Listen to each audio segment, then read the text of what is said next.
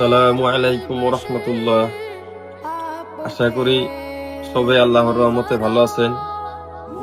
আমিও আলহামদুলিল্লাহ অনেক ভালো আছি। তো নামাজের বিষয় নিয়ে 2-3টা কথা বলবো।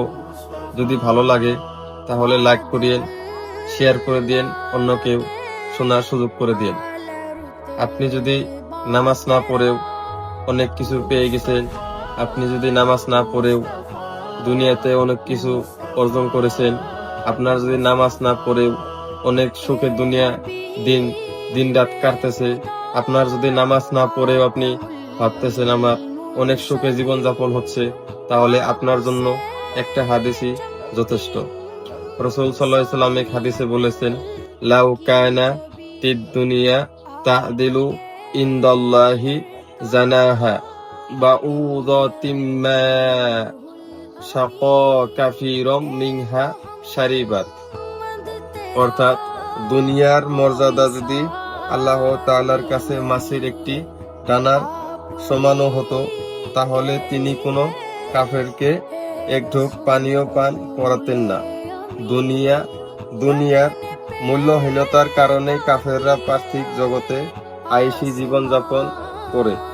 আল্লাহ তাআলার নাফরমানি করা সত্ত্বেও দুসারি কাফের গোষ্ঠী কত আয়েশে জীবনযাপন করে। দুনিয়া এত তুচ্ছ যে তার মর্যাদা একটি মাছির ডানার বরাবর নয়। যদি দুনিয়া একটি মাছির ডানার বরাবর হতো, তাহলে কোনো কাফেরই এক ঢোক পানি পান করার সুযোগও পেত না, আল্লাহ তাআলা বলেছেন। তাহলে বলেন, আল্লাহ তাআলা যদি কাফেরদেরকেও সব দিয়ে থাকেন, তাহলে আপনি সব পাবেন। আপনিও যদি ভাবেন যে আল্লাহ তাআলা আমাকে ভালোবাসেন তারপরে দেয়, আল্লাহ তাআলা তো কাফেরদেরকেও ভালোবাসেন না, তারপরে তাদেরকে রিজিক, ধন সম্পত্তি, দুনিয়াতে সুখে জীবন যাপন করার সুযোগ দিয়ে থাকেন।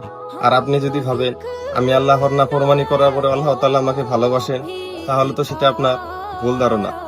তাই বলি, সময় থাকতে ফিরে আসেন, আল্লাহর ইবাদত করেন, আল্লাহর রাস্তায় চলার চেষ্টা করেন, আল্লাহর বিধান মানেন, তাহলে আপনার জীবন অনেক ভালো হবে।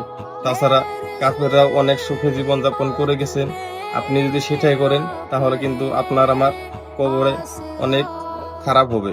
আর আল্লাহ তাআলা আমাদের সবাইকে আল্লাহর রাস্তার চলার তৌফিক দান করে দেন, এবং আল্লাহ তাআলা আমাদের সবাইকে মাফ করে দিয়ে যায়। আল্লাহ তাআলার কাছে দোয়া করি, আল্লাহ তাআলা আমাদের সকলকে যেন ভালো উত্তম আমল করার তৌফিক দান করে।